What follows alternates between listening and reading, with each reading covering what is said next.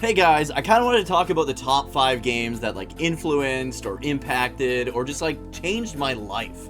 Alright? I want to shout out a couple honorable mentions because these are like some of my favorite games of all time, and that would be like Final Fantasy IX's not going to be on here, but that is a game that definitely impacted my life in many, many ways.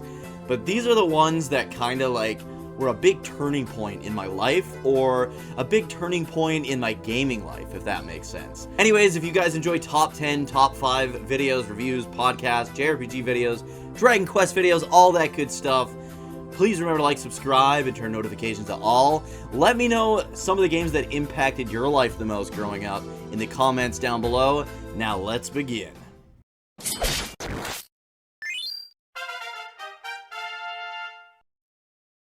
Number 5.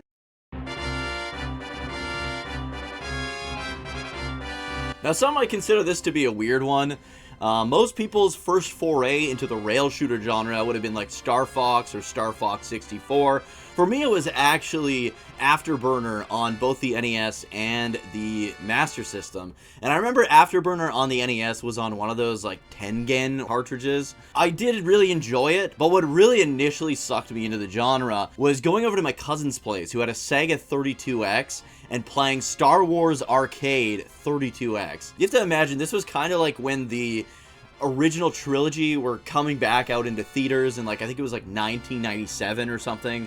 And my dad was taking me to all these Star Wars movies. This was a franchise that my dad loved growing up, so him taking me was just like something that we could like bond over, and there wasn't a lot my dad and I really had in common. So I was full bore into Star Wars back in like late elementary school, and when I played this game, this was the first 3D like polygonal game I had ever played, and it just blew my mind. Like, I felt like I was in an X-Wing starfighter in Star Wars, like one of my favorite movies at that time. I was leading the squadron of X-Wings, taking out TIE fighters and doing the Death Star run and blowing up the Death Star myself. Like, this was just absolutely incredible. Completely changed how I looked at games and kind of like what games could be capable of. I feel like Star Wars Arcade on the 32X was really what made me feel like there were no limits to what gaming could do. I know it's a weird choice because it's literally just some dumb rail shooter on the Sega 32X, but Star Wars Arcade on the 32X is probably the number 5 game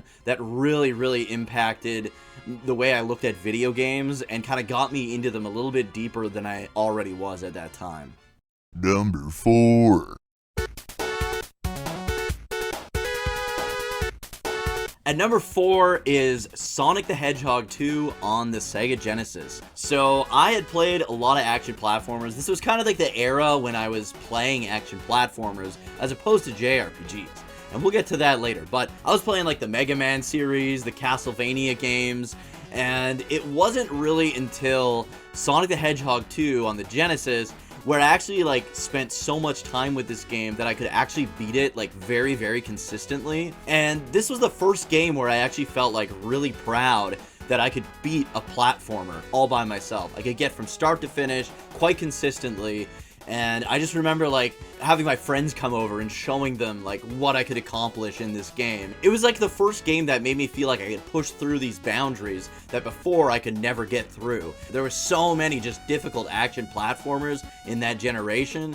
So to finally be able to beat one, and not only just beat it every time I tried to beat it, is what put Sonic the Hedgehog 2 kind of ahead of everything at that time. I think once you beat a game like that you never really thought you could beat, you kind of go back and replay. Like, I remember replaying Mega Man 2 and actually like finishing it, and then replaying Castlevania, and like all these games that to me had been like, okay, these were games I played and loved growing up, but were games that I never once thought that I would be able to beat or finish. All of a sudden, the possibilities were kind of endless to me, if that makes sense. Like, if I could beat Sonic the Hedgehog 2, and I could beat it every time I played it, why can't I beat, like, Mega Man 2, Mega Man 6, and, like, Castlevania and stuff like that? So, I think it made me more, like, determined to beat a lot of these games that I couldn't beat back in the day, and it really changed my life in terms of seeing obstacles that I couldn't overcome, and knowing that if I tried hard enough and put enough time into it and effort into it, these were things that I could accomplish on my own. Number 3. Final Fantasy IV probably had like the biggest emotional impact on my life. I played it on the PlayStation 1, was the first time I like actually sat and played through the whole thing. I got it on PS1 along with Chrono Trigger in Final Fantasy Chronicles, and this was a game that kind of came out in a period of my life where I had a lot of like people passing away and stuff in my life. When a lot of bad things happen to you when you're a teenager, there's a couple different routes you can go down, and I wasn't necessarily going down the best one. I feel like playing through Final Fantasy IV and kind of seeing that a person can change, you can change your stripes, you don't have to be the person that you were even 10 minutes ago. If you're willing to put the time and effort in and you want a better life for yourself, that's something that's achievable. Even if you have to start back at level 1, like Cecil did when he transformed from a Dark Knight to a Paladin, it's worth it in the end. It's something that I feel like the message of Final Fantasy IV, or at least Cecil's journey at that time in my life, was very, very important to me. And I think that's a big reason why Final Fantasy IV is one of my favorite games of all time. It just kind of, I don't know, it made me feel like that was something I wanted to do. After seeing Cecil change his ways, I was like, no, this is something I would like to do, or this is something I can do. I know life is going to be more difficult for a little while until I adjust to this new way of living. But even the way they had Cecil start back at level 1 like that, it's like you're kind of starting from square one when you make a big life-altering decision like that. You want to live a more positive lifestyle and kind of slowly shift away from the person that you once were or the mistakes you've done. I think that's something that's super admirable, and I think Final Fantasy IV does an excellent job of kind of shining a light on doing that sort of thing, making it something that others look up to instead of, oh, that guy used to be like that, well, what a piece of crap. Nobody really thought that about Cecil once he changed. Even the Mysidians, the people that he like tormented the worst, eventually like took him in and forgave him and helped him on his journey to protect the crystals and save the world. So yeah, Final Fantasy IV means a lot to me. It was a huge impact on my life, and that's why it's here at number 3. Number 2.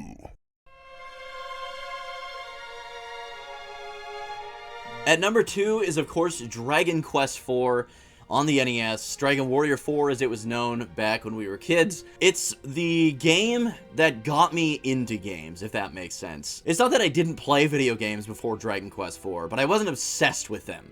I didn't think about playing a game all day long while I wasn't playing that game until I had played Dragon Quest 4. The characters, the world, the adventure, it was all so perfect back then. I know I had played like Dragon Warrior 1 and I enjoyed it for what it was.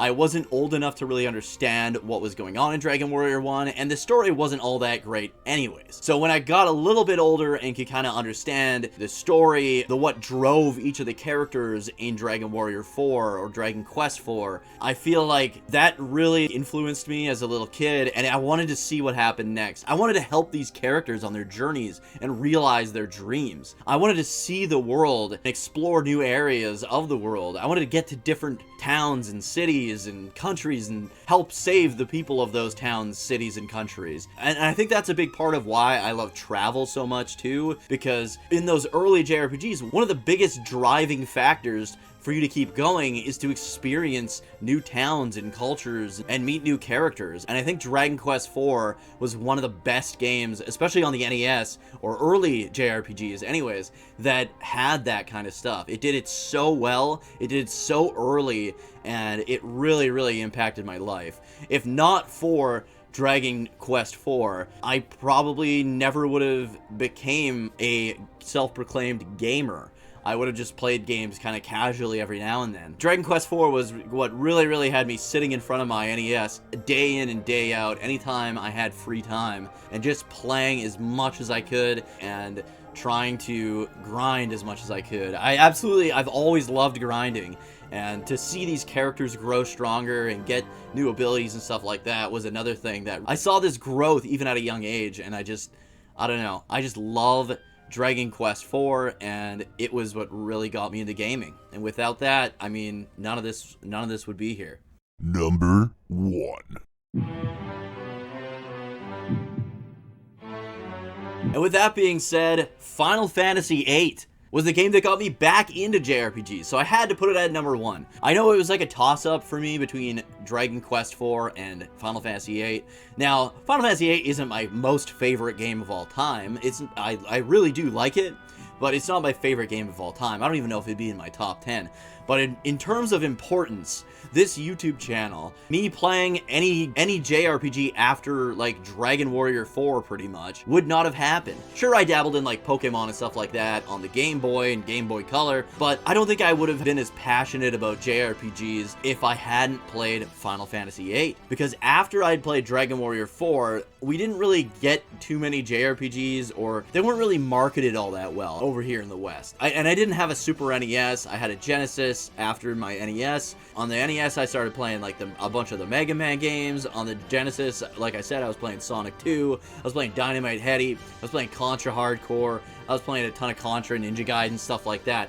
I was an action platformer guy kind of after Dragon Quest IV because there wasn't really anything like Dragon Quest IV at that time for me to play. Not that I knew of anyways. So for years and years, I mean, that's quite a gap there. That's almost like 10 years of me just kind of falling off the JRPG genre. I didn't even know what that genre was called. And then my friends at school were talking about Final Fantasy VII and how amazing Final Fantasy VII was, and they were always talking about it on like our breaks and recess and stuff. My hometown was about 45 minutes to an hour away from the nearest store where you could purchase games, and I remember going to Walmart and asking for Final Fantasy VII, and the guy saying, Final Fantasy VIII actually just came out, it's even better. Now, if you told anyone that now, they would laugh in your face. Me, personally, I still prefer Final Fantasy VIII over Final Fantasy VII, but I think that me starting Final Fantasy VIII, like, who knows, if I started Final Fantasy VII, I know there's a lot of Final Fantasy VII fans who played Final Fantasy VII and didn't really like any other JRPGs after that, or at least not for a very long time. I feel like starting in Final Fantasy VIII was something that drove me to, like, play other JRPGs.